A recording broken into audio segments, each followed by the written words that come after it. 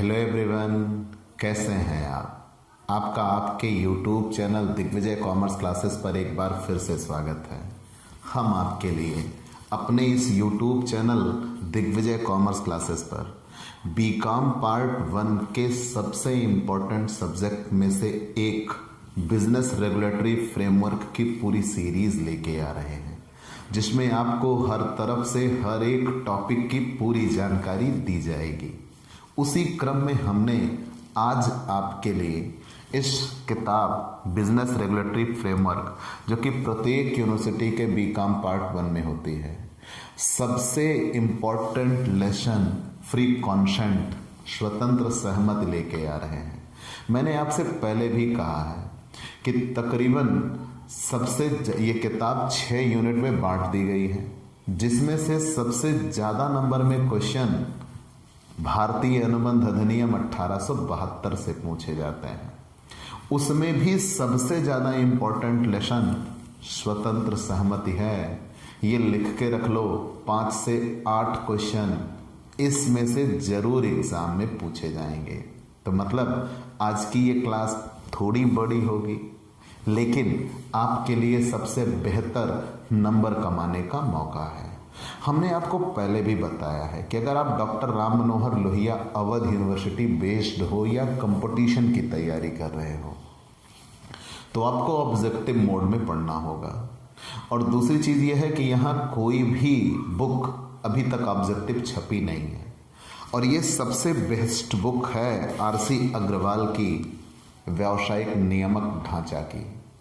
इस बुक को ही हमने आधार माना है, और कोई भी बुक ऑब्जेक्टिव मोड में छपे ना होने की वजह से सारी बुकें डिस्क्रिप्टिव हैं। हमें उनमें से वो ऑब्जेक्टिव नामक मोती निकालने हैं। तो हम ये कहते हैं कि 100% है बुक, हमें 20% पढ़ना है। लेकिन टेंशन ना लीजिए, हम आपको 100% पढ़ाने का भरोसा दिलाते हैं। तो प्यारे दोस्तों, इन्हीं शब्दों के साथ आप अगर नए जुड़े हैं तो सबसे पहले हमारे इस YouTube channel Digvijay commerce classes को सब्सक्राइब करिए, शेयर करिए, बेल आइकन दबाइए, ताकि आपको हमारे लेटेस्ट वीडियोस के अपडेट मिल सके। और अगर आप चाहते हैं कि हम आपको नियमित क्लास दें, आप एग्ज़ाम की सबसे बेहतर तैयारी करना चाहते हो अपने शर्तों पर, अच्छा आप कहीं कोचिंग ज्वाइन करते हो तो एग्ज़ाम पेपर आ जाएगा तो आप कैसे दोहराइएगा? आपको यहाँ मैं ये विश्वास दिलाता हूँ, मैं एग्ज़ाम की स्पेशल तैयारी लेके आऊँगा। उसके साथ साथ आपको ये सारे वीडियोस अवेलेबल रहेंगे, आप चाहे जब चाहे जितनी बार देख सकते हैं। आपको बुक की भी आवश्यकता नहीं होगी। एक टॉपर व्यक्ति आपको पढ़ा रहा होगा, आपको वो बताएगा कि टॉपर बने कैसे। ठीक, तो आपके लिए आपकी पढ़ाई आपकी शर्तों पर करने का वक्त आ गया है। आप हमसे जुड़िए, आप हमसे पेड क्लास ले सकते हैं। पेड क्लास पाने के लिए आप हमारे व्हाट्सएप नंबर पर व्हाट्सएप करिएगा, मैसेज करिए, आपको पेड क्लास की पूरी जानकारी दे दी जाएगी, जिसमें आप बहुत थोड़े से शुल्क का भुगतान करके हमसे नियमित क्लास पा सकते हैं। PDF मिलेगा, डाउट सेशन रखा जाएगा, एग्जाम पेपर सॉल्व कराए जाएंगे। तो ये सब कुछ तो आप हमसे जुड़िए। चलिए आज की क्लास लेके आते हैं स्वतंत्र सहमति। तो प्यारे दोस्तों, पहले सहमति जान लीजिए, फिर स्वतंत्र सहमति भी जान लेंगे। ठीक, सहमति किसे कहते हैं और सहमति की धारा क्या है? अब स्वीकृति पढ़ चुके हो, स्वीकृति अलग है। स्वीकृति की धारा होती है 2B।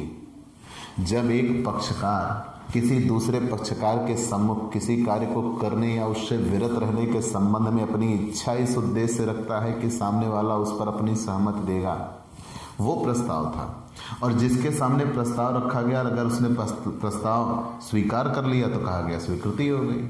लेकिन सहमति किसे कहते हैं? भारतीय अनुबंध अधिनियम 1872 की धारा 13 में सहमति की डेफिनेशन दी गई है। एक ऑब्जेक्टिव क्वेश्चन मिला, भारतीय अनुबंध अधिनियम 1872 की धारा 13 में सहमति की डेफिनेशन दी गई है। वहां यह कहा गया है कि जब 2 या 2 से अधिक पक्षकार एक बात पर एक ही भाव से सहमत होते हैं, तब उसे सहमति कहा जाता है। फिर ध्यान दे लीजिएगा, हमने क्या कहा, जब दो या दो से अधिक पक्षकार एक बात पर एक ही अर्थ से सहमत हों तब ये कहा जाएगा कि सहमति है। ठीक है, और ये भारतीय अनुबंध अधिनियम 1872 की धारा 13 में कहा है। दो बातें, सहमति की डेफिनेशन किस धारा में दी गई है, धारा 13, एक ऑब्जेक्टिव क्वेश्चन। ठीक, स्वीकृति धारा 2 भी है, सहमति धारा 13। और सहमति की डेफिनेशन क्या है, जब दो या दो से अधिक पक्षकार एक बात पर एक ही अर्थ में सहमत हों तब उसे ही क्या कहा जाता है, सहमति कहा जाता है।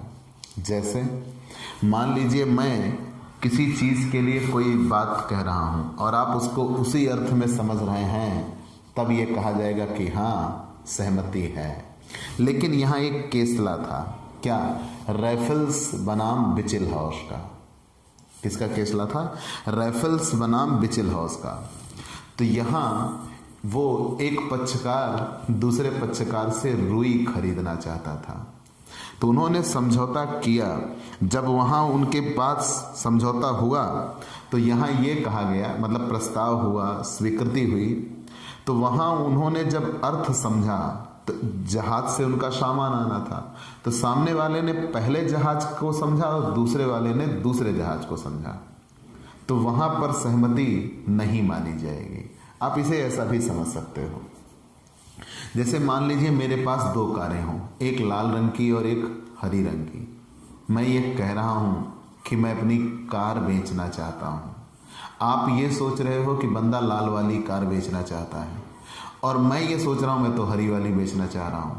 आपने लाल वाली कार समझ के मुझसे कह दिया हाँ ठीक है आपकी कार हम खरीद लेंगे, और मैं सोच रहा हूं ये तो मेरी हरी वाली कार खरीदने के लिए सहमत हो गया, तो क्या यहां सहमति होगी? बिल्कुल नहीं। दोनों पक्षकार एक बात पर एक अर्थ में सहमत नहीं हैं, तो यहां यह कहा जाएगा कि सहमति नहीं हुई। बिल्कुल ऐसा ही रैफल्स बनाम बिचिलहाउस के विवाद में हुआ था। ठीक है, तो रैफल्स बनाम बिचिलहाउस के विवाद में पियरलेस नाम के दो जहाज आने वाले थे और सामने वाले ने यह सोचा कि पहले जहाज से उनकी रुई की गांठें आएंगी तो हमें हमारा सामान मिल जाएगा, लेकिन जो विक्रेता था उसका अभिप्राय किस जहाज से था? दूसरे जहाज से था। ठीक, तो यहां दोनों की सहमति नहीं मानी जाएगी। क्यों? क्योंकि दोनों के अर्थ अलग अलग हैं। ठीक, तो सहमति की डेफिनेशन क्या है? केसला याद हो गया, कौन सा केसला? रैफल्स बनाम बिचिलहाउस का। आगे बढ़ते हैं, तो सहमति के बारे में क्या कहा गया? भारतीय अनुबंध अधिनियम 1872 की धारा 13 में सहमति को परिभाषित किया गया कि जब दो या दो से अधिक पक्षकार एक बात पर एक ही अर्थ में सहमत हों तो कहा जाएगा उनमें सहमति है। चलिए मान लिया। अब अगर सहमति आप पढ़ लिए तो स्वतंत्र सहमति कब होगी? Free consent. ठीक है, फ्री कॉन्सेंट कब होगा? अभी तक आप पढ़ रहे थे कॉन्सेंट, सहमति। स्वतंत्र सहमति कब होगी? पहली चीज तो एक ऑब्जेक्टिव क्वेश्चन लिख के रख लो, एग्जाम में मिल रहा है। स्वतंत्र सहमत की धारा, सहमत की धारा 13 है, स्वतंत्र सहमत की धारा 14 है। स्वतंत्र सहमत की धारा 14 है। एक ऑब्जेक्टिव क्वेश्चन, स्वतंत्र सहमत में यह कहा गया, भारतीय अनुबंध अधिनियम 1872 की धारा 14 में यह कहा गया, सहमति उस समय स्वतंत्र कही जाती है जबकि वह निम्नलिखित में से किसी भी कारण से प्रभावित ना हो। मतलब किसी भी कारण से अगर सहमति प्रभावित हुई तो फिर सहमति स्वतंत्र नहीं होगी। अगर ये 5 कारण नहीं आते तो माना जाएगा सहमति स्वतंत्र है। ऑब्जेक्टिव क्वेश्चन क्या बना? पहली चीज तो स्वतंत्र सहमत की धारा क्या है? 14। स्वतंत्र सहमत में कहा क्या गया है कि अनुबंध अधिनियम की धारा 14 के अनुसार एक सहमति उस समय स्वतंत्र कही जाती है जबकि वह निम्नलिखित में से किसी से भी प्रभावित ना हो। अगर वो निम्नलिखित में से किसी से प्रभावित है तो फिर सहमति स्वतंत्र नहीं है, और अगर वो निम्नलिखित में से किसी से प्रभावित है तो फिर सहमत स्वतंत्र नहीं होगी। ये इतना याद रखिएगा। तो सहमति स्वतंत्र किन किन दशाओं में नहीं होती? अगर सामने वाले ने उत्पीड़न से प्रभावित होकर सहमति दिया तो सहमत स्वतंत्र नहीं होगी।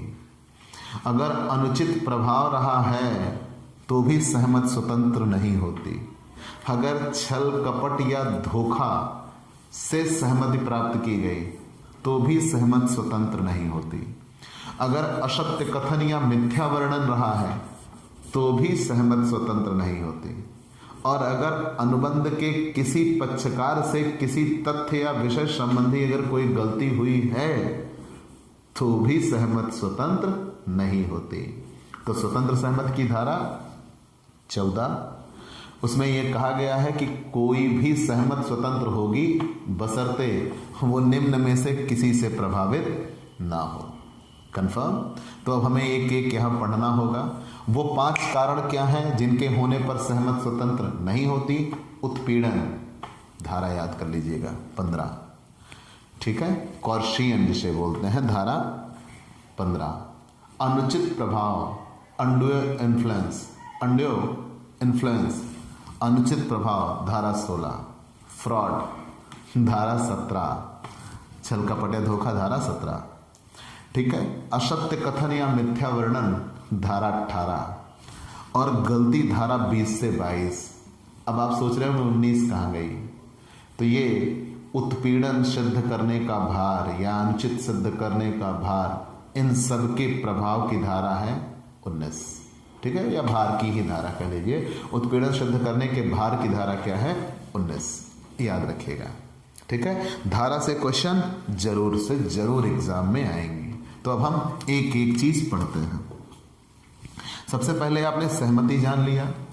भारतीय अनुबंध अधिनियम 1872 की धारा 13, जब 2 या 2 से अधिक पक्षकार किसी बात पर एक ही अर्थ में सहमत हों तो उनकी सहमति कही जाती है।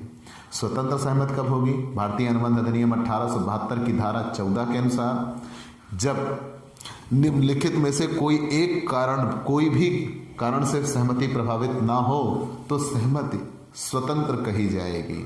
और वो 5 कारण क्या हैं? उत्पीड़न, धारा 15, अनुचित प्रभाव, धारा 16, छल कपट या धोखा, धारा 17, असत्य कथन, धारा 18, गलती, धारा 20 से 22। अब एक एक हम डिस्क्राइब करते हैं। उत्पीड़न कहते किसे हैं? हम ये सोच रहे हैं कि पहले हम आपको एक केसला बताते हैं। जब आपको वो केसला बताते हैं तो हमें उत्पीड़न समझाने में आपको मजा आएगा, ठीक है। उत्पीड़न कैसे जानिएगा। एक तरफ से उत्पीड़न में एक थी रंगनायकम्मा, याद करिएगा, क्या? रंगनायकम्मा बनाम अलवर शेट्टी। कौन? रंगनायकम्मा, याद रखिएगा। ये जो केसला बताते हैं वर्सेस अलवर शेट्टी, ठीक।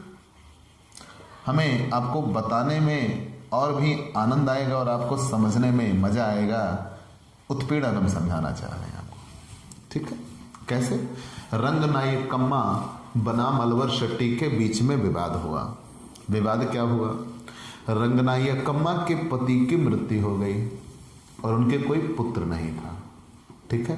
बिल्कुल वैसा जैसे पहले अंग्रेजों की राज्य हड़प नीति थी ना, तो जिन राजाओं के कोई पुत्र नहीं हुआ करते थे वो राज अंग्रेज के हो जाते थे।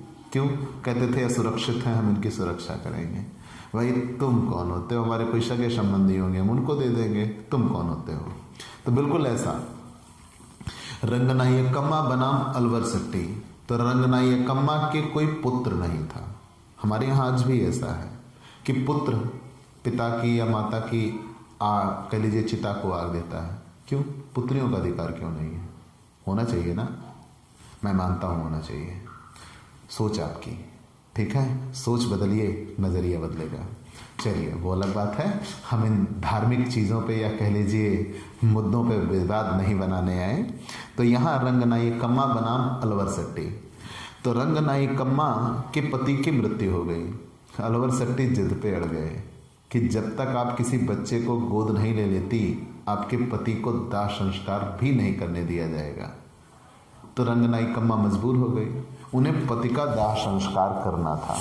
उन्होंने अंततः एक बच्चे को गोद लिया, पति का दाह संस्कार हुआ और दाह संस्कार हो जाने के बाद उन्होंने किया केश, तो वहाँ अलवर शेट्टी ने तर्क दिया कि इन्होंने सहमति दी है, तो वहाँ ये कहा गया कि आपने जो इनसे सहमति ली वो उत्पीड़न से प्रभावित हुई, आपने इनसे सहमति बलपूर्वक लिया है, इन्होंने अपनी इच्छा से स्वतंत्र रूप से सहमति नहीं दिया, इसलिए वहां अनुबंध क्या हुआ, व्यर्थनीय हुआ, पीड़ित पक्षकार की इच्छा पर व्यर्थनीय हुआ। तो उत्पीड़न समझ में आया, जब हम किसी सामने वाले पक्षकार से कोई प्रस्ताव करें और उसकी सहमति को अपनी इच्छा से बलपूर्वक हम लें या उसको प्रताड़ित करके या कैसे भी उसको बाध्य करके अगर हम सहमत लेते हैं तब उसे उत्पीड़न कहा जाता है। कैसे, देखिएगा यहाँ डेफिनेशन क्या है। उत्पीड़न को सामान्य बोलचाल की भाषा में जबरदस्ती, दबाव अथवा बल प्रयोग भी कह सकते हैं। मान लीजिए हमने आपसे कोई बात कहा और आपकी कनपट्टी पे लगा दिया, कहा बताइए आपको ये मंजूर है कि नहीं है। भैया मंजूर नहीं करेंगे तो कहा ऊपर जाएंगे, तो श्योर है हम मंजूर करेंगे। तो जब हमने मंजूर किया तो वो हमारी सहमति स्वतंत्र नहीं होगी, उसे क्या कहा जाएगा, उत्पीड़न से प्रभावित कहा जाएगा। ठीक है, लेकिन डेफिनेशन क्या है उत्पीड़न, धारा 15 कहा यह गया कि एक ठहराव उत्पीड़न द्वारा समझा जाता है, एक ठहराव उत्पीड़न द्वारा हुआ समझा जाता है, जबकि एक पक्षकार दूसरे पक्षकार को ठहराव के वास्ते विवश करने, एक पक्षकार दूसरे पक्षकार को ठहराव के वास्ते विवश करने के लिए निम्नलिखित में से कोई कार्य करता है। मतलब धारा 15 में उत्पीड़न के बारे में यह कहा गया, उत्पीड़न तब माना जाएगा जब एक पक्षकार किसी दूसरे पक्षकार को ठहराव के वास्ते विवश करने के लिए निम्नलिखित में से कोई कार्य करता है। मतलब कौन कौन से कार्य किए जाए तो उत्पीड़न माना जाएगा। पहला, किसी व्यक्ति कोई ऐसा कार्य करना या कार्य करने की धमकी देना जो भारतीय दंड विधान द्वारा वर्जित है। जैसे किसी को आप मारने की धमकी दो, तो भाई मारना तो आपका अधिकार है नहीं। किसी के कत्ल करने की आप धमकी दो, यहाँ तक कि आप आत्महत्या की धमकी दो, तो आत्महत्या की धमकी भी भारतीय दंड विधान द्वारा वर्जित है, आप नहीं दे सकते। अगर सामने वाला मजबूर हो गया, आपने भी किया होगा, हो सकता है कि सामने वाले से आप कोई प्रपोजल लेके जाओ, प्रपोजल ही तो होता है प्रस्ताव, सामने वाला उस पर अपनी स्वीकृति या सहमति देगा और आप ये कहो कि अगर तुमने ये नहीं माना तो हम आत्महत्या कर लेंगे, फांसी लगा लेंगे, जहर खा लेंगे, ट्रेन के आगे चले जाएंगे। क्या है ये क्या है? सामने वाले से आप उत्पीड़न कर रहे हो। तो कोई ऐसा कार्य जब किसी दूसरे पक्षकार को आप ठहराव के वास्ते विवश करने के लिए निम्नलिखित में से कोई कार्य करने की धमकी देते हो तो उसे उत्पीड़न कहा जाता है। ठीक है, उसे उत्पीड़न कहा जाता है, धारा 15। लेकिन कौन कौन से कार्य हैं? कोई ऐसा कार्य करना या करने की धमकी देना जो भारतीय दंड विधान द्वारा वर्जित है। दूसरा, किसी व्यक्ति को हानि पहुंचाने के लिए उसकी संपत्ति को अवैध रूप से रोकना या रोकने की धमकी देना। ठीक है, आगे इस संबंध में यह महत्वहीन है कि जहां उत्पीड़न का प्रयोग होता है वहां पर भारतीय दंड विधान लागू है अथवा नहीं। मतलब यह है कि अगर उत्पीड़न हुआ तो फिर वहां पे सहमत स्वतंत्र नहीं होगी, याद रखिएगा, धारा 15। ठीक है, लेकिन उत्पीड़न में भारतीय दंड विधान के वर्जित कार्य कौन कौन से हैं? किसी को मारना या मारने की धमकी देना, किसी को जान से मारना या मारने की धमकी देना, बलपूर्वक कोई कार्य करवाना, बलात्कार की धमकी देना, आत्महत्या की धमकी देना, किसी के संपत्ति को नुकसान पहुंचाना, शव को दाह संस्कार के लिए ले जाने से मना करना, ये सब किस में आते हैं? उत्पीड़न में आते हैं। ठीक है, ये सब उत्पीड़न में आते हैं। तो अगर आपने उत्पीड़न हुआ है तो फिर वहां पे सहमत स्वतंत्र नहीं होगी। संपत्ति, अवैध रूप से संपत्ति रोकना, अगर आप किसी व्यक्ति की संपत्ति जो उसके मालिकाना हक में है आप उसको अवैध रूप से रोकते हो तो वहां भी उत्पीड़न माना जाता है, और अगर उत्पीड़न हुआ तो वहां सहमत स्वतंत्र नहीं होती। उत्पीड़न का उद्देश्य क्या होगा? एक बात याद रखिएगा, उत्पीड़न का उद्देश्य क्या होगा? उत्पीड़न का उद्देश्य सदैव ऐसा होना चाहिए कि आप सामने वाले पक्षकार को उस अनुबंध में जोड़ना चाहते थे, और अगर सामने वाले को उत्पीड़न से नुकसान पहुंचा तभी उत्पीड़न माना जाएगा, अन्यथा उत्पीड़न नहीं माना जाएगा। ठीक, मतलब आप उत्पीड़न कब सिद्ध होगा? जब सामने वाले को आप उसमें जोड़ना चाहते थे तभी उत्पीड़न माना जाएगा, अन्यथा उत्पीड़न नहीं माना जाएगा। ठीक है, आगे बढ़ गए। कुछ धमकियां उत्पीड़न नहीं होती, जैसे अगर कोई गिरवी रखा है सामान वो वसूलने के लिए धमकी देता है, तो किराएदार द्वारा अगर किराया मांगने का नोटिस दिया जाता है तो ये सब फिर उत्पीड़न नहीं माने जाते। नहीं तो ऐसा नहीं कहिएगा कि भैया किसी के यहाँ रह लिए, अब वो किराया मांग रहा है अब नहीं देंगे, मकान खाली कराने की धमकी देना, ये भी उत्पीड़न नहीं होता। ठीक है, याद रखिएगा। तो हमने उत्पीड़न आपको बता दिया। उत्पीड़न में क्या क्या बता दिया? भारतीय दंड विधान द्वारा वर्जित कार्य, किसी व्यक्ति की संपत्ति को अवैध रूप से रोकना।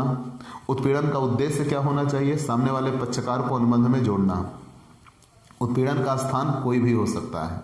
ठीक है, उत्पीड़न का प्रयोग उस व्यक्ति द्वारा भी हो सकता है जो अनुबंध का पक्षकार है, या किसी तीसरे व्यक्ति द्वारा भी उत्पीड़न का प्रयोग किया जा सकता है। जरूरी नहीं है जो अनुबंध से जुड़ा है वही उत्पीड़न करे, कोई तीसरा व्यक्ति भी उत्पीड़न कर सकता है।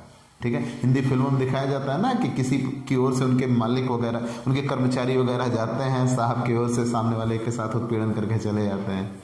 ठीक है, कुछ धमकियां उत्पीड़न नहीं होती। किराएदार द्वारा किराएदार को मालिक से मिलने वाली धमकी, मकान खाली कराने की धमकी, गिरवी नामे के अंतर्गत अगर कोई राशि आपने ली हुई है उसको नहीं वापस कर रहे हैं तो उसके लिए धमकी, ये सब उत्पीड़न नहीं होते। ठीक है, इतना आपने जान लिया। हमने केसला बता दिया। उत्पीड़न सिद्ध करने का भार क्या होगा, किस पर होगा? उत्पीड़न सिद्ध करने का भार सदैव पीड़ित पक्षकार पर होता है। मतलब जिसके साथ उत्पीड़न हुआ उसे यह सिद्ध करना होगा कि हाँ हमारे साथ उत्पीड़न हुआ है और वास्तव में उत्पीड़न की वजह से हम इस अनुबंध में जुड़े और हमें नुकसान पहुंचा, तब वहां पे उत्पीड़न माना जाएगा। ठीक है, क्लियर? उत्पीड़न सिद्ध करने का भार किस पर होगा? पीड़ित पक्षकार पर। और प्रभाव क्या होगा? धारा 19। उत्पीड़न के प्रभाव की धारा क्या है? 19। यहां धारा 18 तक है, 19 मिसिंग था। उत्पीड़न के प्रभाव की धारा है 19। उत्पीड़न का प्रभाव यह होता है कि अगर उत्पीड़न से स्वतंत्र सहमत ली गई, उत्पीड़न से सहमत ली गई, स्वतंत्र हटा दो, अगर उत्पीड़न से सहमत ली गई तो उस दशा में अनुबंध पीड़ित पक्षकार की इच्छा पर व्यर्थनीय होता है। जैसे यहाँ केस ला दिया गया था रंगनाई कम्मा बनाम अलवर सट्टी, तो यहाँ रंगनाई कम्मा पीड़ित पक्षकार थी, इनकी इच्छा पर अनुबंध व्यर्थनीय हुआ। कंफर्म? तो उत्पीड़न सिद्ध करने का भार किस पर होगा? पीड़ित पक्षकार पर। एक ऑब्जेक्टिव क्वेश्चन। और उत्पीड़न सिद्ध करने का भार पीड़ित पक्षकार पर होगा और पीड़ित पक्षकार की इच्छा पर उत्पीड़न क्या होगा? व्यर्थनीय होगा। ये याद रखिएगा। ठीक है, चलिए इतना हमने जान लिया। अब हम नए नियम पर आते हैं। अनुचित प्रभाव, अनड्यू इन्फ्लुएंस। अनुबंध अधिनियम 1872 की धारा 16 में अनुचित प्रभाव को परिभाषित किया गया है। हालांकि कहा तो ये जाता है, लिखा यह है कि भारतीय अनुबंध अधिनियम 1872 की धारा 16 की उपधारा 1 में है, लेकिन आप धारा 16 ही कहिए। वहाँ ये लिखा है कि अनुचित कोई भी अनुबंध उस समय अनुचित प्रभाव द्वारा प्रेरित कहा जाता है। फिर से ध्यान दे दीजिए, कोई भी अनुबंध उस समय अनुचित प्रभाव द्वारा प्रेरित कहा जाता है जबकि पक्षकारों के बीच ऐसे संबंध हों कि एक पक्षकार दूसरे पक्षकार को प्रभावित कर पाने की स्थिति में हो और वास्तव में उसने अपनी इस दशा का प्रयोग किया हुआ हो। तब उसे ही अनुचित प्रभाव कहते हैं। यहाँ 2-3 ऐसे क्वेश्चन हैं जो एग्जाम में पेपर में आए हैं। पहला, अनुचित प्रभाव की धारा 16। अनुचित प्रभाव ही एक ऐसा है जिसमें पूर्व संबंध का होना आवश्यक है। उत्पीड़न तो कोई भी किसी का कर सकता है, लेकिन अनुचित प्रभाव में जब सामने वाले से आपके रिश्ते हैं, तब मतलब जब सामने वाला आपसे कहीं न कहीं किसी न किसी रूप से जुड़ा हुआ है, जब दोनों पक्षकारों के बीच में ऐसे संबंध हैं कि उस संबंध की वजह से एक पक्षकार दूसरे पक्षकार को प्रभावित कर पाने की स्थिति में है। जैसे मान लीजिए आप किसी रोग से ग्रसित हो और आपके डॉक्टर ने आपका इलाज किया, बेहतर इलाज किया। जब आपके डॉक्टर ने आपका बेहतर इलाज किया तो इलाज के परिणाम स्वरूप आप उससे भाई प्रभावित हुए। जब आप उससे प्रभावित हुए तो डॉक्टर ने आपसे अतिरिक्त धन के लिए अनुबंध साइन करा लिया, तो वो अनुचित प्रभाव द्वारा प्रेरित कहा जाएगा। ठीक है। ऐसा ही अगर कोई पिता अपने पुत्र के साथ करे या पुत्र अपने पिता के साथ करे, जैसे मान लीजिए एक पुत्र कहीं जैसे मैं एक तर्क देता हूँ, अगर पिता के कनपट्टी पे बंदूक रख दिया जाए, कह दिया जाए भाई इतने पैसे दीजिए नहीं तो हम आपको मार देंगे, वो उत्पीड़न है। पिता तब प्रभावित हो सकता है। लेकिन अगर ये कह दिया जाए पुत्र अपने कनपट्टी पे बंदूक रख ले, पिताजी पैसे दीजिए नहीं तो हम मर जाएंगे, तो भी पिता प्रभावित होगा। उस दशा में भाई आत्महत्या की आप धमकी दे रहे हो तो वो तो उत्पीड़न। लेकिन यहाँ जब पुत्र द्वारा आत्महत्या की धमकी दी जाए तो आप किस पे टिक लगाइएगा? अनुचित प्रभाव। तो सामने वाला उस रिश्ते की वजह से मजबूर होगा। तो जब सामने वाला उस रिश्ते की वजह से मजबूर हुआ तब वहाँ पे आप क्या सिद्ध करिएगा? अनुचित प्रभाव। ठीक है। तो अनुचित प्रभाव के बारे में आपने क्या पढ़ लिया? धारा 16। अनुचित प्रभाव कहते किसे हैं? जब दो पक्षकारों के मध्य ऐसे संबंध हों कि उनमें से एक पक्षकार दूसरे पक्षकार को प्रभावित कर पाने की स्थिति में हो और वास्तव में उसने अपनी ऐसी स्थिति का प्रयोग किया हुआ हो तो उसे अनुचित प्रभाव द्वारा प्रेरित कहा जाएगा। धारा 16। और अनुचित प्रभाव का सिद्ध करने का भार किस पर होगा? पीड़ित पक्षकार पर। और अगर अनुचित प्रभाव हुआ तो प्रभाव क्या होगा?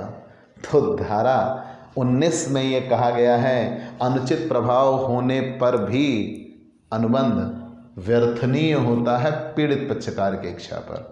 ठीक, तो याद रखिएगा, अगर स्वतंत्र सहमति में साफ तौर पर आप ये कहिएगा उत्पीड़न में व्यर्थनीय होता है, अनुचित प्रभाव में भी पीड़ित पक्षकार की इच्छा पर व्यर्थनीय होता है।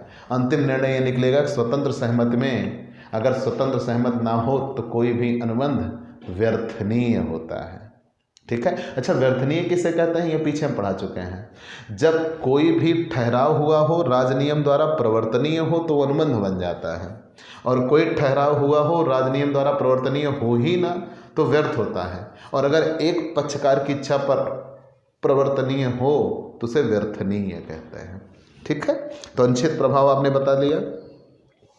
अनुचित प्रभाव धारा 16 में जब दोनों पक्षकारों के बीच ऐसे संबंध हों और उस संबंध की वजह से सामने वाला मजबूर हो जाए, जैसे पति और पत्नी के, नियोक्ता और कर्मचारी के, पुत्र तथा पुत्री, माता और पिता के, गुरु और शिष्य के, डॉक्टर और मरीज के, वकील और मुवक्किल के बीच में ऐसे विश्वासरत संबंध होते हैं कि सामने वाला दूसरे वाले पर डिपेंड हो जाता है। और अगर अब सामने वाले ने अनुचित लाभ उठाया उस संबंध की वजह से तो वहाँ सहमति स्वतंत्र नहीं कही जाएगी। कंफर्म। तो जब वहाँ सहमति स्वतंत्र नहीं होगी तब अनुबंध व्यर्थनीय होगा। ठीक है। तो पूरी बात आपने क्या जान लिया? भारतीय अनुबंध अधिनियम 1872 की धारा 16 में ये कहा गया है कि यदि दो पक्षकारों के बीच में ऐसे संबंध हों कि एक पक्षकार दूसरे पक्षकार को प्रभावित कर पाने की स्थिति में हो और वास्तव में उसने ऐसी स्थिति का लाभ उठाया हो तब उसे ही क्या कहा जाएगा? अनुचित प्रभाव। और अगर अनुचित प्रभाव हुआ तो धारा 19 ये कहती है ये पीड़ित पक्षकार की इच्छा पर व्यर्थनीय अनुबंध होगा। ठीक है। पीड़ित पक्षकार की इच्छा पर व्यर्थनीय अनुबंध होगा। श्योर। चलिए मान लिया। लेकिन अनुचित प्रभाव में कहाँ कहाँ ये हो सकता है? पति पत्नी, गुरु शिष्य, मालिक और कर्मचारी के, माता पिता, पुत्र और पुत्री के बीच में, डॉक्टर और मरीज के, वकील और मुवक्किल के बीच में विश्वासृत संबंधों का होना, वहाँ पे अनुचित प्रभाव हो सकता है। अनुचित प्रभाव में क्या होगा? एक पक्षकार दूसरे पक्षकार पर किया जाएगा, ठीक है। दूसरा, पक्षकारों के मध्य आपसी संबंध का होना अनिवार्य है, तभी अनुचित प्रभाव होगा, अन्यथा नहीं हो सकता। और अनुचित लाभ पाने के लिए आपसी संबंधों का उपयोग किया जाए। अगर आपसी संबंधों का उपयोग नहीं किया गया तो अनुचित प्रभाव नहीं होगा। और अनुचित लाभ वास्तव में उठाया गया हो तब अनुचित प्रभाव माना जाएगा, नहीं तो अनुचित प्रभाव नहीं माना जाएगा। और अनुचित प्रभाव सिद्ध करने का भार किस पर होगा? हमने पहले ही बता दिया। अनुचित प्रभाव सिद्ध करने का भार किस पर होगा? पीड़ित पक्षकार पर। यहाँ कुछ नृशंस या अनुचित व्यवहार कहे गए हैं, जैसे कोई ऐसे कार्य जो हृदय के विरुद्ध, आत्मा के विरुद्ध, हृदय विदारक हों, उन्हें नृशंस व्यवहार कहे जाते हैं। और अगर आपने वो काम किए तो वहाँ भी अनुचित प्रभाव सिद्ध होता है, ठीक है। इतना आप जानते रहिएगा, बहुत है। मान लीजिए कोई पर्दानशीन महिला है, तो पर्दानशीन महिला कौन सी? एक ऐसी महिला जो सामान्यतया पुरुषों पर निर्भर रही हो, अपने घर की चार दीवारी से कभी बाहर ना निकली हो, मुख्यतः किसी एक स्थान विशेष पर ही रही हो। अगर उस महिला से आप कोई अनुबंध करते हो तो ये माना जाएगा कि आपने अनुचित प्रभाव उठाया है, ठीक है। तो ये चीज़ें आपको मिल जाएंगी। अब आपने जान लिया उत्पीड़न। उत्पीड़न में सहमत प्राप्त करने के लिए आप सामने वाले को विवश करते हो, मजबूर करते हो, प्रताड़ित करते हो। लेकिन अनुचित प्रभाव में आपके बीच में ऐसे संबंध हैं कि आपके संबंध की वजह से सामने वाला मजबूर हो जाता है। उत्पीड़न में दंड का प्रावधान है, लेकिन अनुचित प्रभाव में दंड का प्रावधान नहीं है।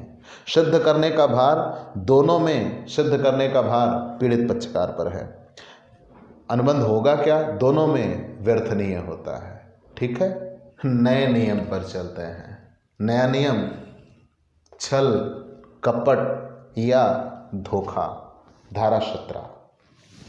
छल, कपट या धोखा कहते किसे हैं, पहले ये जानिएगा। दो क्लियर हो गए ना? उत्पीड़न धारा 15, छल अनुचित प्रभाव धारा 16। छल कपट हम उतनी ही बातें बता रहे बेटा जितना एग्जाम के लिए मस्ट है और जितने से आपके सारे क्वेश्चन हिट हो जाएंगे, ठीक। आइए, कपट, फ्रॉड। कपट कहते किसे हैं? तो पहली चीज़ तो एक ये कि अगर कपट हो तो अनुबंध वो स्वतंत्र सहमति नहीं होती। अगर कपट हो तो सहमति स्वतंत्र नहीं होती। कपट की धारा 17। कपट की धारा 17।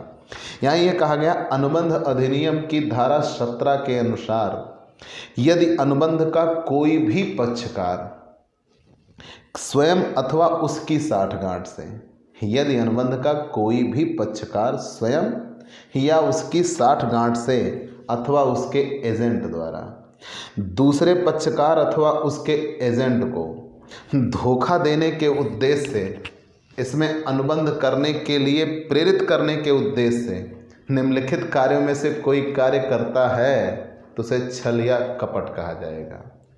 लेकिन इतनी बड़ी डेफिनेशन याद होने से रही। अभी उसमें कार्य कहे गए हैं क्या?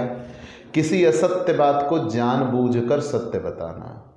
मतलब कोई ऐसी बात हमें पता है कि वो असत्य है, लेकिन फिर भी हम उसे जानबूझकर झुठला रहे हैं। कोई ऐसी बात जो असत्य है हम जानते हैं, लेकिन फिर भी उसे हम जानबूझकर झुठला रहे हैं, ठीक। दूसरा, किसी ऐसी बात को छिपाना, किसी ऐसी बात को छिपाना जिसका उसे निश्चित ज्ञान हो। हम किसी बात को जानते हैं लेकिन हमने उसको छिपा लिया तो भी इसे धोखा कहा जाएगा।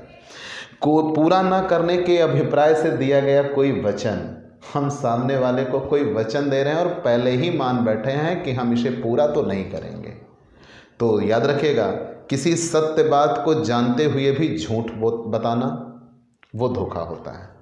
किसी बात की सच्चाई का पता हो लेकिन फिर भी उस तथ्य को छिपा लेना वो भी धोखा होता है। और तीसरा, आपने ये जाना कि आप किसी व्यक्ति को कोई वचन दे रहे हो और आप पहले से ही मंशा बनाए हो कि हम इस वचन को पूरा नहीं करेंगे, वो भी धोखा होता है। कोई भी अन्य कार्य जो कि धोखा देने के लिए किया गया हो, और कोई ऐसा अथवा मूल कार्य जिसको राजनियम विशेष रूप से कपट में मानता हो, तो वहाँ भी कपट होता है। कंफर्म? तो पूरी बात क्या निकली? यदि कोई पक्षकार, धारा 17, छल कपट या धोखा, जब एक पक्षकार किसी बात की सत्यता को जानते हुए भी सामने वाले को उस तथ्य को झूठा बताकर अपने साथ अनुबंध में जोड़ता है, तब उसे क्या कहा जाएगा? धोखा कहा जाएगा, कपट कहा जाएगा। जैसे यहाँ कहा गया, आ जानता है कि उसका घोड़ा अस्वस्थ है, लेकिन वो बा को अनुबंध में जोड़ता है और कहता है कि घोड़ा एकदम सही है, इसमें कहीं कोई त्रुटि नहीं है, तब उसे क्या कहा जाएगा? असत्य। उसे तब छल या कपट कहा जाएगा। मतलब किसी बात, आपका कोई मान लीजिए बिजली का यंत्र है, वो करंट मारता है और आप जानते हो और सामने वाले को आप बेच रहे हो ये कह कर नहीं बहुत सही है, एकदम बढ़िया, टिप टॉप, ले जाइए, तो सामने वाले के साथ आप क्या कर रहे हो? धोखा कर रहे हो। मतलब किसी बात की सच्चाई आपको पता है, लेकिन सामने वाले पक्षकार से आप उस सच्चाई को छिपा रहे हो। जैसे यहाँ एक उदाहरण दिया, घोड़े के एक व्यापारी आ ने एक घोड़ा जिसके खुर में, मतलब उसके पैर पंजे में एक गहरी दरार थी, बा को बेचा, और आ ने उस दरार को इस प्रकार भर दिया कि देखने पर यह मालूम ना हो कि वहाँ पर दरार है, तो इसे क्या कहा जाएगा? छल या कपट कहा जाएगा। तो कहने का अभिप्राय क्या है? छल या कपट होता क्या है कि जब जानबूझकर किसी असत्य बात को आप सत्य बता रहे हो, आप जानते हो कि वो बात झूठी है, लेकिन फिर भी आप उसको सच कह रहे हो, सामने वाले को आप अनुबंध करने के लिए प्रेरित करते हो, और सामने वाले को धोखा देना आपका अभिप्राय होना चाहिए, तो उस समय छल या कपट कहा जाता है। और अगर छल या कपट से आपने सामने वाले को किसी अनुबंध में शामिल किया, तब फिर उस जगह पे अनुबंध पीड़ित पक्षकार की इच्छा पर व्यर्थनीय होगा। धारा 19, ठीक है, धारा 19। आप स्वयं पक्षकार किसी व्यक्ति को छल या कपट कर सकता है, या उसकी साठगांठ पर या उसके प्रतिनिधि के द्वारा भी छल या कपट किया जा सकता है। हो सकता है वो छल या कपट स्वयं पक्षकार कर रहा हो, या उसकी इच्छा पर कोई दूसरा व्यक्ति भी कर रहा हो। लेकिन छल कपट कब होता है? किसी सत्य बात को असत्य बताना, या किसी असत्य बात को जानते हुए भी सत्य बताना भी छल या कपट होता है। मतलब सच्चाई ये है कि आप उस बात की सत्यता से वाकिफ़ हैं, लेकिन आप उस तथ्य को छिपा रहे हैं या गलत बता रहे हैं, तो वो सामने वाले के साथ छल या कपट कहा जाता है। ठीक, अगर छल या कपट होगा तो अनुबंध पीड़ित पक्षकार की इच्छा पर व्यर्थनीय होगा, इतना याद रखिएगा। ठीक है। और अनुबंध की पुष्टि की मांग, यदि यदि यदि वह पक्षकार चाहे तो अनुबंध की पुष्टि की मांग भी कर सकता है, यदि ऐसा उसके हित में हो तो। मतलब मान लीजिए आपने मुझे छल या कपट के साथ किसी अनुबंध में शामिल किया, बाद में मुझे ऐसा महसूस हुआ चलो ठीक है कपट किया तो किया, लेकिन मुझे इसमें फ़ायदा जान पड़ता है तो हम इसमें जुड़े रहेंगे, तो वो मुझे अनुबंध की पुष्टि करानी होगी, तो मैं अनुबंध की पुष्टि की मांग कर सकता हूँ। अनुबंध को रद्द करने की दशा में वह प्रत्यस्थापना की भी मांग कर सकता है। वो ये कह सकता है कि चलो ठीक है आप अनुबंध को रद्द कर रहे हो, इसके स्थान पे नया अनुबंध हो जाए, हम फिर उसमें जुड़ जाएंगे। ठीक है, तो ये सारी बातें आपको क्या लग जाएंगी? अनुबंध की दशा में मिल जाएगा अगर छल कपट हो तब। लेकिन कुछ ऐसे भी हैं जो अपवादजनक स्थितियां हैं। मान लीजिए सामान्य प्रयासों से ही आप पता लगा सकते थे कि सामने वाला झूठ बोल रहा था या नहीं, तो उस दशा में छल या कपट नहीं कहा जाता। ठीक है, जैसे मैं ये कह रहा हूँ कि हाँ अंदर कोई है और कमरे में, और आप ये मान ले रहे हो कि हाँ अंदर कोई है और सामने अंदर कोई नहीं था, तो हाँ कपट नहीं कहा जाएगा। भाई उठ के आप जाओ देख लो कोई है कि नहीं है। ठीक है, तो अगर आप सामान्य प्रयासों से पता लगा सकते थे और आपने पता लगाने का प्रयास नहीं किया, तो उस जगह पे कपट नहीं कहा जाएगा। ठीक है, यदि उसके पास सत्यता का पता लगाने के पर्याप्त साधन उपलब्ध थे लेकिन फिर भी उसने नहीं पता लगाया, यदि निरस्त करने वाले का समय व्यतीत गया हो, ठीक है, मान लीजिए हमने आपको किसी अनुबंध में जोड़ लिया, कपट के साथ जोड़ा, और आपके पास जितना वक्त था वो पूरा समय बीत गया, तब भी आप कपट नहीं सिद्ध कर सकते। ठीक है, तो चलिए इतना आपने जान लिया छल या कपट। अब आते हैं असत्य कथन या मिथ्या वर्णन। अगर जानबूझकर असत्य बोला जाए तो वो छल या कपट होता है, और अगर अनजाने में असत्य बोला जाए तो उसे असत्य कथन कहते हैं। दोनों में बहुत बड़ा अंतर है भाई। किसी बात की सत्यता का हमें पता है लेकिन उस सत्य बात का तथ्य हम छिपा रहे हैं, सामने वाले को नहीं बता रहे हैं, तब उसे हम छल या कपट कहते हैं। और हमें सच्चाई का पता ही नहीं है फिर भी हम उस बात को मजबूती के साथ सच बताए चले जा रहे हैं, तब उसे क्या कहा जाएगा? असत्य कथन या मिथ्या वर्णन कहा जाएगा। जैसे धारा 18 भारतीय अनुबंध अधिनियम 1872 की धारा 18 में असत्य कथन को परिभाषित किया गया है। यहाँ ये कहा गया किसी असत्य बात का उसकी सत्यता में विश्वास रखते हुए किया गया वर्णन मिथ्या वर्णन कहलाता है।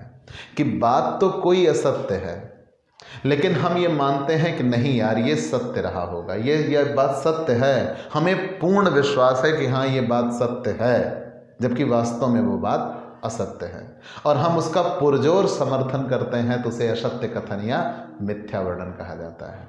ठीक, तो किसी असत्य बात का पूर्ण रूप से सत्य मानते हुए उसका समर्थन मिथ्या वर्णन कहलाता है। और मिथ्या वर्णन निम्न 2 प्रकार से हो सकता है। कैसा?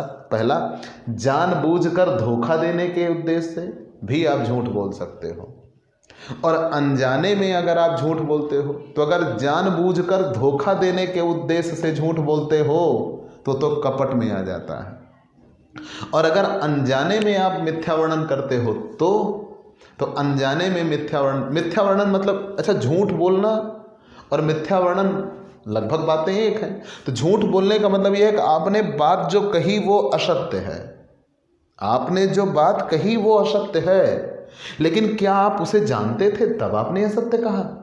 अगर आप जानते थे तब आपने असत्य कहा तो कपट हो गया, और अगर आप नहीं जानते थे फिर भी आपने असत्य कहा तो वो फिर असत्य कथन की श्रेणी में आता है।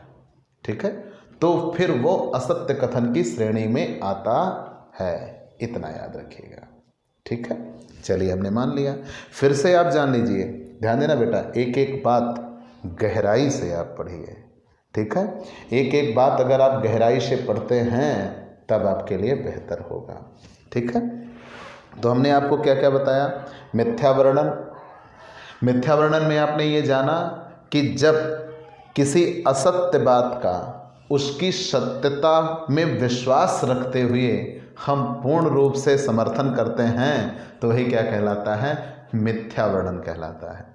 मिथ्या वर्णन 2 तरीकों से हो सकता है, एक जानबूझकर मिथ्या वर्णन और एक अनजाने में मिथ्या वर्णन। अगर जानबूझकर मिथ्या वर्णन किया जाता है तो उसे कपट या धोखा कहते हैं, और अगर अनजाने में मिथ्या वर्णन किया जाता है तो उसे असत्य कथन या मिथ्या वर्णन कहा जाता है। और दोनों में सिद्ध करने का भार पीड़ित पक्षकार पर होगा, और असत्य कथन हुआ तो अनुबंध क्या होगा? व्यर्थनीय होगा। यहाँ कुछ उदाहरण दिया, जैसे निश्चयात्मक कथन द्वारा। जैसे मान लीजिए मेरा एक भूमि का टुकड़ा है, मैं कह रहा हूँ इस पे 8 कुंटल गेहूँ होगा, निश्चित होगा, ले लो। अब भाई गेहूँ है, कम भी हो सकता है, ज़्यादा भी हो सकता है, सामने वाले ने मेरी बात पर भरोसा कर लिया, ले लिया। अब उसको 8 कुंटल गेहूँ नहीं मिला, तो जब 8 कुंटल गेहूँ नहीं मिला तो भाई नहीं हुआ तो मैं क्या करूँ? उसे असत्य कथन कहा जाएगा। ठीक है, कि हमने सत्यता पर विश्वास किया था, हम बोल गए थे और मजबूती के साथ बोले थे, तो वह निश्चयात्मक कथन द्वारा होता है।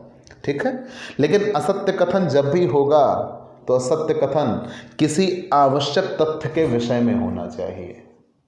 असत्य कथन का उद्देश्य आपको उसमें अनुबंध में शामिल करना होना चाहिए। ठीक है, आपको उसकी सत्यता का पूर्ण विश्वास हो लेकिन फिर भी आपने असत्य किया ठीक है। अब एक कर्तव्य भंग द्वारा सत्य कथन हो सकता है। कर्तव्य भंग द्वारा जैसे बिना कपट के अभिप्राय से किया गया ऐसा कर्तव्य भंग जिससे ऐसा करने वाला व्यक्ति अथवा उसके अधीन अधिकार रखने वाले व्यक्ति को लाभ होता है, दूसरे पक्षकार का अहित होता है। मान लीजिए अगर एक पक्षकार का कोई नैतिक कर्तव्य है और उसने अपने कर्तव्य का भंग किया और सामने वाले से असत्य बात बोल गया, लेकिन पहले उसे सत्यता का विश्वास था और वो असत्य बोल गया, तब उसे भी क्या कहा जाएगा? असत्य कथन कहा जाएगा। लेकिन ये सब बातें आपको एग्जाम में ऑब्जेक्टिव पर्पस के लिए नहीं जाननी है। इतना आपको जानना है, असत्य कथन अनजाने में होता है। किसी बात की सत्यता का आपको पूर्ण विश्वास होता है, आप उस बात की सत्यता का पूर्ण विश्वास रखते हुए अनजाने में किसी ऐसी असत्य बात का समर्थन करते हो जिसे आप सच मानते हो, वो असत्य कथन या मिथ्या वर्णन होगा। धारा 19 और इस पे सिद्ध करने का भार क्या होगा? धारा 19 सिद्ध करने का भार है, सिद्ध करने का भार पीड़ित पक्षकार पर होता है। ठीक है। और पीड़ित पक्षकार की इच्छा पर यह अनुबंध क्या होगा? व्यर्थ नहीं होगा। ठीक है। और असत्य कथन की धारा क्या है? 18। चलिए इतना हमने मान लिया। अब हम आगे आते हैं गलती, त्रुटि या गलती। गलती कहते किसे हैं पहले ये जान लीजिए। गलती तो किसी भी संदर्भ में हो सकती है, लेकिन गलती की धारा 20 से 22 दी गई है। बहुत ज़्यादा डिटेल आपको नहीं पढ़ना, जितना जानना उतना बता देते हैं। गलती की धारा 20 से 22 दी गई है, मिस्टेक। ठीक है। धारा 20 से 22 में गलती को बताया गया, तो आप ऐसे कहिएगा एक ऑब्जेक्टिव क्वेश्चन जहाँ तक मैं समझता हूँ गलती के बारे में इतना ही आ सकता है कि गलती धारा 20 से 22। लेकिन परिभाषा क्या कही गई है? जब किसी अनुबंध के दोनों पक्षकार में किसी बात के संबंध में भ्रम हो तो वह अनुबंध गलती से प्रभावित कहा जाता है। मतलब ना मैं श्योर हूँ ना आप श्योर, और हम दोनों किसी भ्रम की दशा में अनुबंध में जुड़ जाते हैं, तब उस अनुबंध को गलती से प्रभावित कहा जाता है। और ऐसा अनुबंध व्यर्थ होता है, व्यर्थनीय नहीं। ये व्यर्थनीय होते हैं, लेकिन गलती होने पर अनुबंध व्यर्थ होता है। ठीक है। तो क्या कहा गया परिभाषा? कि जब किसी अनुबंध के दोनों पक्षकार किसी अनुबंध के समय भ्रम की स्थिति में हो, लेकिन उस अनुबंध से वो जुड़ जाते हैं, तब उसे क्या कहा जाएगा? गलती कहा जाएगा। याद रखिएगा, गलती कहा जाएगा। और गलती दो प्रकार से हो सकती है। एक तो गलती तथ्य संबंधी हो सकती है और एक गलती नियम संबंधी हो सकती है। मतलब गलती कितने प्रकार की होती हैं? दो। कौन कौन सी? बस इतना आप जानिएगा, जितना बहुत ज़्यादा आपके किताब में चार्ट बना हुआ है ये देखिए। ठीक है। ये सब नहीं पढ़ना आपको, इतना ज़्यादा डीप नहीं जाना। आप इतना जानते रहिए, गलती कितने प्रकार की होंगी? दो। एक तथ्य संबंधी गलती और दूसरी गलती होती है नियम संबंधी गलती। ठीक है। मतलब गलती कितने प्रकार से होंगी? दो। तथ्य संबंधी गलती, नियम संबंधी गलती। तथ्य संबंधी गलती भी कितने प्रकार की होती है? दो। एक द्विपक्षीय गलती होती है और एक एक पक्षीय गलती होती है। जब केवल एक ही पक्षकार गलती कर रहा हो तो उसे एक पक्षीय गलती कहते हैं, और जब दोनों पक्षकार गलती कर रहे हो तो उसे द्विपक्षीय गलती कहा जाता है। ठीक है। गलती दोनों पक्षकार द्वारा होनी चाहिए। गलती एक पक्षकार द्वारा होने पर अनुबंध व्यर्थ नहीं होगा। अगर दोनों पक्षकार द्वारा गलती हुई है तो अनुबंध व्यर्थ होगा। एक अनुबंध केवल इसलिए व्यर्थ नहीं होता कि अनुबंध करते समय गलती किसी एक पक्षकार द्वारा की गई। जैसे काक खासे चावल खरीदता है और यह समझता है कि चावल मैं खरीद रहा हूँ वह पुराना है, पर वास्तव में चावल नया है, तो ये व्यर्थ नहीं होगा। क्यों? क्योंकि एक पक्षकार को पता था कि चावल नया है या पुराना है। केवल एक पक्षकार से गलती हो रही थी तो वहाँ पर व्यर्थ नहीं होगा, जबकि पीड़ित पक्षकार की इच्छा पर वो क्या हो जाएगा? व्यर्थनीय हो जाएगा। ठीक है। फिर वहाँ मिथ्या वर्णन मान लिया जाएगा। ठीक। तो गलती अगर दोनों पक्षों से हुई है, मैंने भी कहा गलती कितने प्रकार की होगी? दो। तथ्य संबंधी गलती, नियम संबंधी गलती। अगर तथ्य संबंधी गलती है तो एक पक्षीय गलती हो सकती है, द्विपक्षीय गलती हो सकती है। अगर एक पक्षीय गलती हो रही है तो दूसरे पक्ष का मिथ्या वर्णन होगा। ठीक है। तो दूसरे पक्ष का मिथ्या वर्णन होगा। और अगर द्विपक्षीय गलती हो रही है तब फिर वो व्यर्थ होगा। अगर एक पक्षीय गलती है तो फिर वो अनुबंध व्यर्थ नहीं होगा। और गलती तथ्य संबंधी होनी चाहिए, किसी संभावना के विषय में नहीं जो बाद में घटित हो जाए। ठीक है।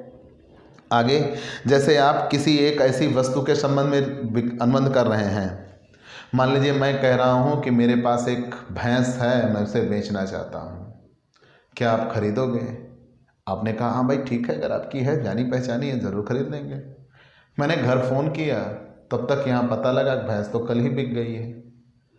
तब अब सामने वाला कहे भाई आपने अनुबंध कर लिया, हमें भैंस ला के दीजिए, तो हम दोनों एक समय उस ऐसे अनुबंध, एक ऐसी वस्तु के संबंध में अनुबंध कर रहे थे जब वास्तव में विद्यमान है ही नहीं, तो उसे गलती कहा जाएगा।